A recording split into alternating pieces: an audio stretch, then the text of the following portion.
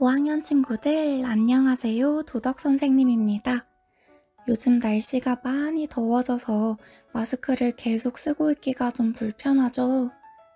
사실 선생님이 며칠 전에 학교 밖에서 마스크를 쓰지 않고 축구를 하거나 자전거를 타거나 그냥 걸어 다니고 있는 친구들을 좀 만났어요. 우리가 학교에서 마스크를 잘 쓰고 있어 주기 때문에 우리 친구들 모두 너무 고맙고 기특하지만 학교 밖에서도 학교 안에서처럼 항상 마스크 잘 쓰면서 다른 사람들을 배려해줘야 한다는 거 꼭 기억해 주세요. 선생님이 길게 말하지 않더라도 우리 친구들 잘 지켜줄 거라고 생각하니까 더 이상 말하지 않을게요. 오늘 수업 바로 시작하겠습니다. 자, 우리가 오늘 함께 공부해 볼 주제는 감정을 표현하고 공감해요입니다. 여러분은 여러분의 감정을 제대로 표현하실 수 있으신가요? 또 우리 주변의 다른 사람들이 느끼는 감정에 제대로 공감해 주실 수도 있으신가요? 혹시라도 나의 감정을 적절하게 표현하는 게 힘들다거나 다른 사람의 감정에 공감해주기가 어려운 친구가 있다면 오늘 수업을 통해서 큰 도움을 받으실 수 있었으면 좋겠습니다. 그럼 오늘 수업을 본격적으로 시작하기에 앞서서 먼저 오늘의 학습 목표를 함께 읽어볼까요? 시작! 나의 감정을 적절하게 표현해보고 다른 사람의 감정에 공감할 수 있다.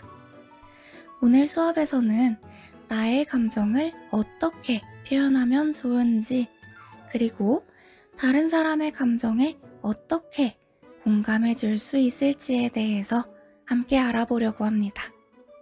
하지만 그러기 위해서는 먼저 어떤 감정이 있는지 감정의 종류에 대해서 생각해 봐야겠죠? 선생님이 준비한 간단한 퀴즈 4가지를 함께 풀어보면서 지난 시간에 배웠던 여러 가지 감정들을 한번 떠올려 봅시다.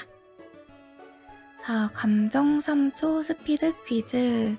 토끼의 표정을 보고 토끼가 표현하고 있는 감정이 무엇일지 마음속으로 한번 생각해 보는 건데요.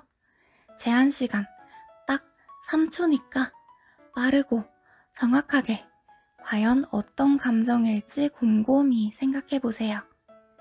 그럼 시작하겠습니다.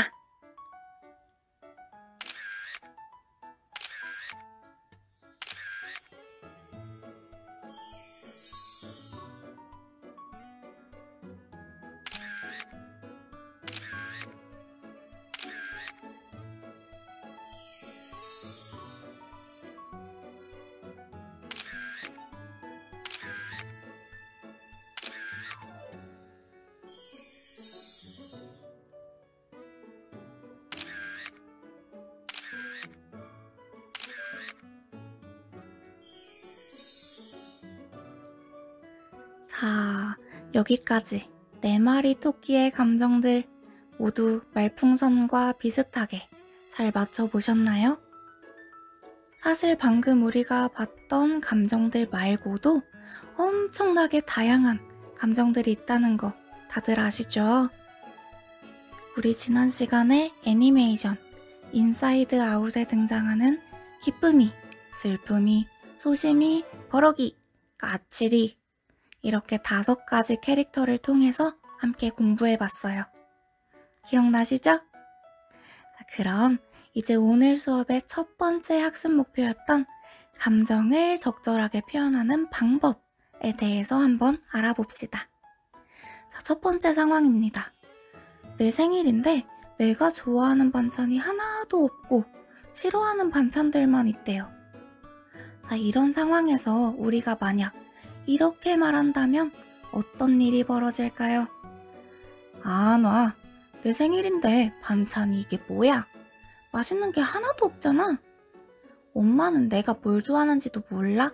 안 먹어. 자, 힘들게 열심히 차려주신 밥상을 보고 이런 말을 엄마께 한다면 듣는 어머니의 기분은 어떨까요? 네, 당연히 기분이 나쁘고 화도 많이 날 거예요. 이렇게 듣는 사람의 기분 나쁘게 할 수 있는 공격적인 표현은 감정을 표현하는 적절한 방법이라고 할 수 없습니다. 그렇다면 우리는 우리의 감정을 어떻게 표현할 수 있을까요? 그 방법은 바로 우리가 예전에 배웠던 나 전달법을 활용하는 것입니다. 상대방을 비난하는 것이 아니라 나의 감정을 솔직하게 전달하는 방법이죠. 선생님이 예를 하나 보여드리겠습니다. 자, 오늘은 제가 기다리던 생일인데 제가 좋아하는 반찬이 하나도 없어서 서운했어요.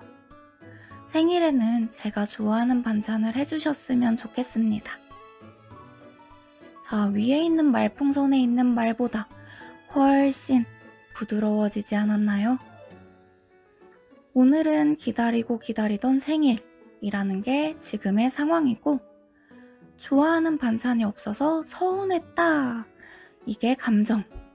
마지막으로 생일엔 좋아하는 반찬을 먹고 싶어요 하는 게 이 친구의 바람이죠. 나 전달법에는 이렇게 상황, 감정, 바람 세 가지가 들어있어야 합니다. 어렵지 않죠? 그치만 우리 한 번만 더 연습해 봅시다. 자, 두 번째 상황이에요. 하던 게임만 마저 끝내고 공부하려고 했는데 엄마가 내 컴퓨터를 말도 없이 꺼버리셨습니다.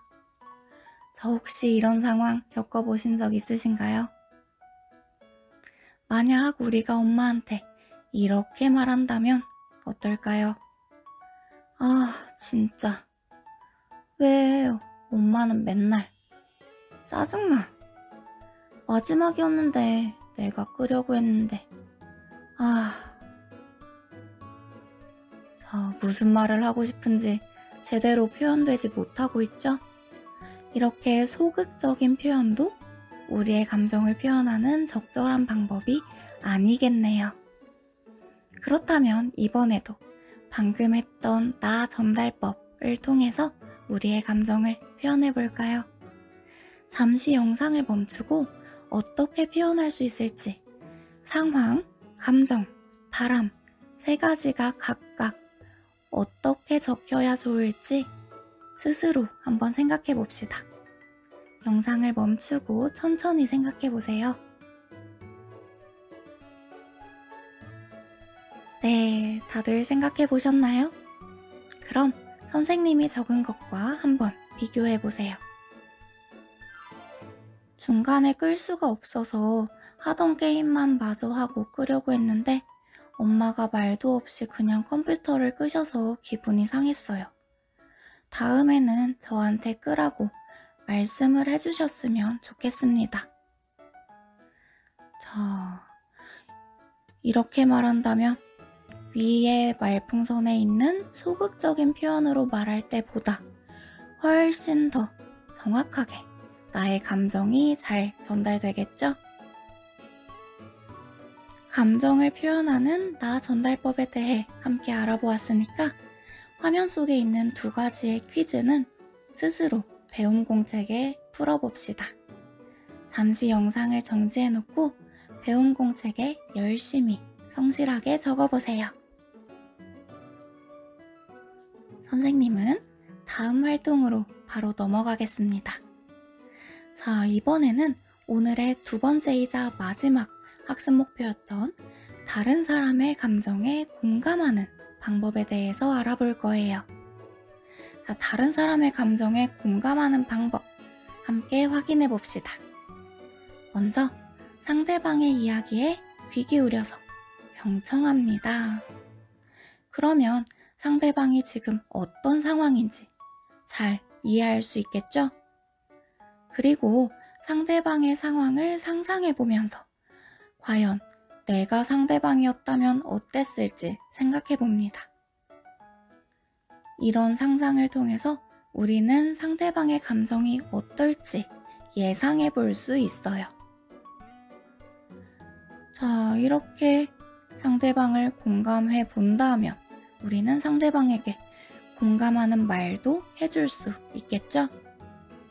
자, 다른 사람의 감정에 공감하기 위해서 가장 중요한 것은 바로 상대방이 처한 상황을 잘 이해하고 상상해보면서 상대방의 감정이 어떨지 생각해보는 겁니다. 이번에도 크게 어려운 게 없죠? 그럼 우리 함께 공감하는 연습을 해볼까요? 자, 첫 번째 상황은 친구가 키우고 있는 강아지가 아픈 상황이라고 합니다.